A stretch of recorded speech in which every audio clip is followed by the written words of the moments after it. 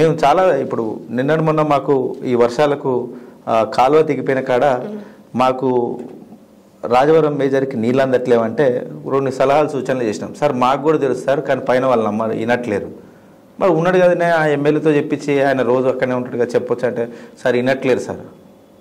మేమున్న క్రమంలో ఒకవైపు నాన్నగారికి ఉన్న అవగాహనతో ఆయన చాలా సీనియర్ మోస్ట్ నాయకుడుగా ఆయనే చేసేది. నేనేమో కింద ఎవరైతే అధికారులు ఉంటారో వాళ్ళని ఎప్పటికప్పుడు పిలిపించుకునేది. దీనికి ఏ విధంగా చేయొచ్చు, ఏం చేస్తే దీనికి వీళ్ళకి న్యాయం చేయగలుగుతామని వాళ్ళు చెప్పింది తక్షణమే మంత్రి గారి ద్వారా నేను ఎమ్మటే కేసీఆర్ గారికి తెలియజేయడం తక్షణమే అయిపోయాయి ప్రతి ఒక్కటి. ఆ చిన్న పనులు కూడా వాళ్ళు చేయాలనే ఆలోచన వాళ్ళకి లేపడం చాలా మూర్ఖత్వం అనిపిస్తుంది. నిజంగా ఒకవైపు ప్రజలు చాలా మోసపోతున్నారు, చాలా మోసపోయినామని బాధపడుతున్నారు, చాలా బాధపడుతున్నారు. వాళ్ళ బాధను చూసినప్పుడు మనం నిజంగా ఏం చేయలేని పరిస్థితి. ఎందుకంటే ఇప్పుడు మనం చెప్తే పుసుకొని ఇప్పుడు మేము నిన్న మొన్న కొంతమంది అధికారులతో మాట్లాడినాం. ఒక అధికారి నాకు ఫోన్ చేశాడు, సార్ ఇట్లా నేను మాట్లాడారు కదా సార్, దాని తర్వాత మీరు ప్రెస్ మీట్ పెట్టినారు, నాతోనే మాట్లాడినారని పైన అధికారి చెప్పినాడు, నా మీద ఫోర్స్ చేస్తున్నారు సార్ అని. వాళ్ళని కూడా ఇబ్బంది పెట్టే పరిస్థితి. అధికారులు మాకేమైనా చెప్పినా వాళ్ళని ఇబ్బంది పెట్టే పరిస్థితి. అదే నువ్వు కరెక్ట్ చేసుకో.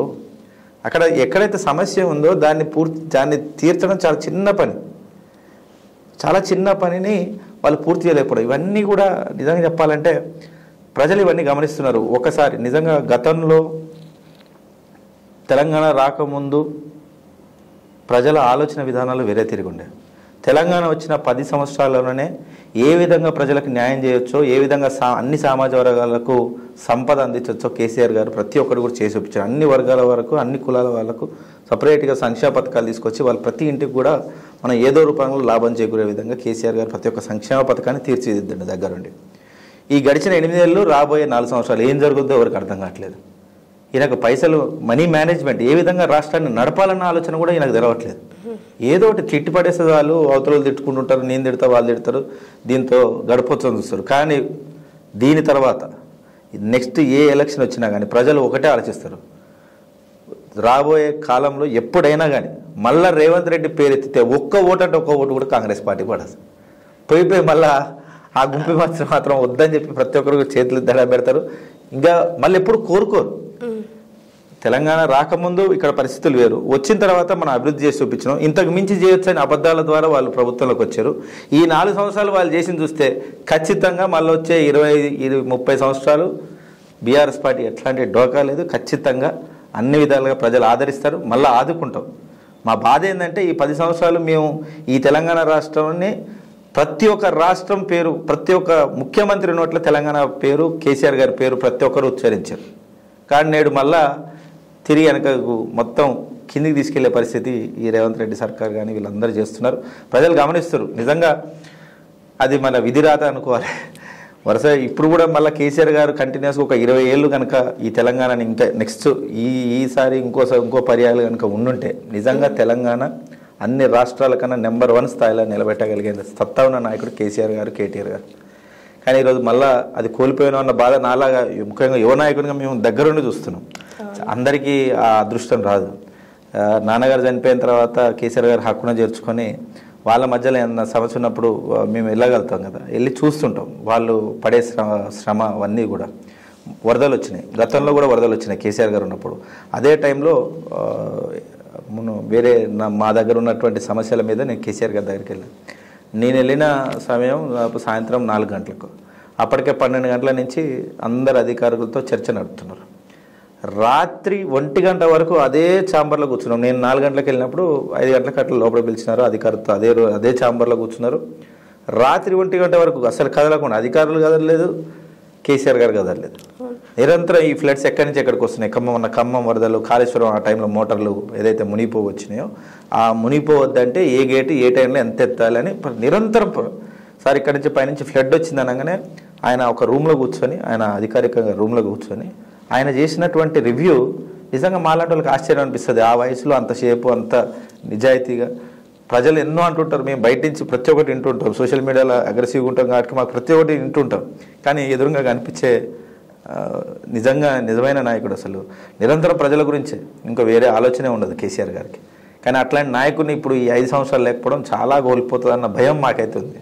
ఓకే, అయితే సార్ ఇప్పుడు 10 ఏళ్ళు కేసీఆర్ గారు తెలంగాణని చాలా బాగా అభివృద్ధి చెందేలా చేశారు. ఆయన ఒక విజన్ అని అనుకోవచ్చు. అలాగే మన కోవిడ్ అప్పుడు కూడా పక్క రాష్ట్రాల ముఖ్యమంత్రి కూడా కేసీఆర్ గారిని చూసి నేర్చుకున్నారు. అంత అభివృద్ధి చేసిన కేసీఆర్ గారు మరి 39 స్థానాలకే గెలవడం ఏంటి సార్?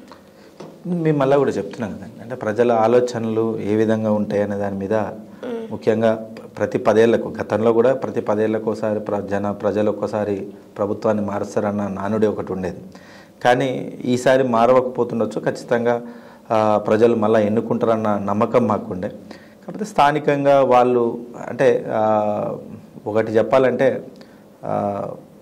ఒక మంచిగా వాళ్ళ జీవన శైలి కూడా ప్రతి కూడా అభివృద్ధి చెందిన తర్వాత వాళ్ళ ఆలోచన విధానాలు ఏ విధంగా మారుతాయి అనేది మాత్రం ఇప్పుడు మేము అసెస్మెంట్ చేసుకోక తప్పదు. ఇంకోటి ఏమవుతుందంటే మనం ఇచ్చే సంక్షేమ పథకాలు కూడా ఇందాక మీరు అన్నట్టుగా మళ్ళీ సంక్షేమ పథకాలు కూడా ప్రజల ఆలోచన ఉండే అంటే ఫస్ట్ మొదటిది మాకే కావాలి, ఇస్తే ఫస్ట్ మాకే కావాలనే ఆలోచన విధానం కూడా మా మీద కొంచెం అక్కసు పెంచుకోవడానికి వాళ్ళకు సమయం అంటే ఆ గ్యాప్ వచ్చింది.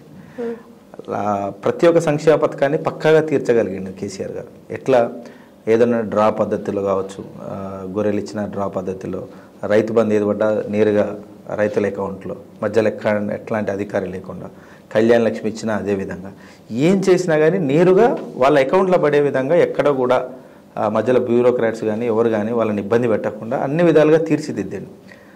కానీ వీళ్ళ ప్రజల ఆలోచనలను ఎక్కడ గెలవలేకపోయిన దానికి నిజంగా అది ఖచ్చితంగా వర్క్షాప్ జరగాల్సిందే. ముఖ్యంగా మా నల్గొండ జిల్లా అయితే అతిపెద్ద వర్క్షాప్ నడవాలి. ఎందుకంటే మేము ఒకప్పుడు నల్గొండ వేరు, నిజంగా ఒక 5 ఏళ్ల క్రితం ఎవరన్నా అమెరికా కానీ వేరే దేశాలకు వెళ్ళిన వాళ్ళు ఇప్పుడు ఎవరైనా వస్తే వాళ్ళు అదే నల్గొండ వీధిలో తిరిగితే ఆశ్చర్యపోక తప్పదు, నాగార్జున సాగర్కి వచ్చినా ఆశ్చర్యపోక తప్పదు. అట్లా ప్రతి ఒక్కరి, నా ఒక్కటి కాదు, మునుగోడు, హుజూర్ నగర్, ప్రతి ఒక్కరి ఎక్కడికి వెళ్ళినా కానీ అత్యంత అద్భుతంగా తీర్చిదిద్దింది. ఒకవైపు కేసు మా మాజీ మంత్రివర్యులు జగదీశ్వర్ రెడ్డి గారి సారథ్యంలో మేము ఏది అడిగినా కానీ నేరుగా కేసీఆర్ గారి దగ్గర తీసుకెళ్లేది, ప్రతి ఒక్క సంక్షేమ పథకాలకు ఇచ్చేది. ఇన్ని చేసిన తర్వాత ఓటమి అనేది నిజంగా దీని మీద అధ్యయనం చేయాల్సిందే. ఒక వర్క్షాప్ పెట్టుకొని అసలు ఏం జరుగుతుంది, ప్రజల ఆలోచనలు ఎందుకు మారినాయి, మళ్ళీ నెక్స్ట్ టైం ఇట్లా జరగొద్దంటే ఏం చేయాలనే దాని మీద ఖచ్చితంగా మార్పులు చేర్పులు చేసుకోవాల్సింది. ఎందుకంటే అభివృద్ధి ఒక్కటే కాదు, ఇంకేదో కావాలి. ప్రజల మధ్యలో ఒకటే ఉండడం కాదు, ఇంకా ఏదో జరగాలి, చేయాలనే ఒక ఆలోచన మాత్రం ఖచ్చితంగా దాని మీద వర్క్షాప్ అయితే నడవాలి. ఎందుకంటే ఇది ఒక్కరు కూర్చొని విశ్లేషణ చేసి ప్రజలను అర్థం చేసుకునే పొజిషన్లో అయితే, ముఖ్యంగా నల్గొండ జిల్లా ప్రజలను అయితే నేను ఖచ్చితంగా అందరూ ఆలోచించారు. నిజంగా మేము అభివృద్ధి విషయంలో కేసీఆర్ గారిని తీసుకొచ్చినా కానీ ఇంకా ఏదైనా మార్చుకునేది ఉంటే ఖచ్చితంగా మార్చుకుంటాం, ప్రజల మనసులు గెలుచుకుంటాం. మేము గెలుచుకోవడం కాదు, ఇప్పుడు ఎలక్షన్లు పెట్టినా కానీ ప్రజలు మళ్ళీ ఒకసారి కేసీఆర్ గారికి పట్టం కట్టడానికి చాలా సిద్ధంగా ఉన్నారు. కానీ ఎలక్షన్ అనేవి ప్రతి 5 సంవత్సరాలకు ఒకసారి జరుగుతాయి కాబట్టి ఎవరేం చేయలేని పరిస్థితిలో ఉన్నాం కాబట్టి నిజంగా భగవంతుని కోరుకోవాల్సిందే. ఇంకా మళ్ళీ పాత రోజులు రావద్దు, ఈ రాష్ట్రం అట్టడుగున ఉండొద్దు. ఇదే క్రమంలో ఏదైతే కేసీఆర్ గారు ఏదైతే సంక్షేమ పథకాలు ఇచ్చారో అంతవరకైనా ఇస్తే సంతోషం. ప్రజలను ఆ విధంగా ఆదుకొని ఈ సర్కారు కొద్దిగా కాపాడితే అక్కడి నుంచి క్యారీ ఆన్ చేసుకోవడం ఉంటుంది. ఎందుకంటే ఎన్నో కంపెనీలు వెళ్ళిపోతున్నాయి. మొన్న ఫాక్స్కాన్ అది మళ్ళీ గుజరాత్కి వెళ్ళిపోయి, అసలు చాలా అమాయకత్వం. ఎందుకంటే కేటీఆర్ గారు చాలా దూరదృష్టితోటి ఇట్లాంటి కంపెనీలన్నింటినీ కూడా హైదరాబాద్ తీసుకొచ్చి ఇక్కడ యువత, ఎందుకంటే ఎవరైనా కానీ నేను ఐటీ రంగంలో చేసినప్పుడు ఎవరేం చెప్పినా కానీ చెన్నై లేకపోతే బెంగళూరు మాట్లాడేవాళ్ళు. అట్లాంటిది ఈరోజు హైదరాబాద్ హబ్గా చాలా అగ్రస్థానాన్ని తీసుకొచ్చారు. కానీ ఇక్కడ కంపెనీలన్నీ పోతుంటే దాని గురించి మాట్లాడినా వస్తాడు, హైడ్రాని అవి కూలుస్తున్నా ఇవి కూలుస్తున్నా. మీరు కూల్చే ప్రక్రియను కూడా చాలా ప్రాపర్గా నిజాయితీగా ఒక సాంకేతికంగా చేస్తే ఎవరైనా మీరు హర్షిస్తారు. ఎందుకంటే నీళ్లు పోవట్లేవు, నీళ్లు పోవాలంటే కాలువలు ఎక్కడైనా డ్రైనేజ్ ఎవరైనా అడ్డగా కట్టుకుంటే దాన్ని కూల్చుకుంటూ పోండి. కానీ FTL ఒకప్పుడు నిజంగా ఈ హైదరాబాద్లో నిజంగా FTL పేరుతోటి బఫర్ జోన్ పేరుతోటి వాళ్ళు కూలగొట్టుకుంటూ పోతే నాకు తెలిసి హైదరాబాద్లో దాదాపు 40-50% ఇల్లు అన్నీ కూలగొట్టాల్సిందే మొత్తంగా కూల. అది సెక్రటేరియట్తో సహా బఫర్ జోన్తో పోలిస్తే బఫర్ జోన్లో ఉన్నాయని వాళ్ళు చెప్పదలుచుకుంటారు. ఇట్లా ఎన్నో ఉంటాయి. కానీ ప్రస్తుత సమస్య హైదరాబాద్కి ఎక్కడుంది, నాలాలు ముందుకు నీళ్ళు వెళ్లకుండా చేశారు.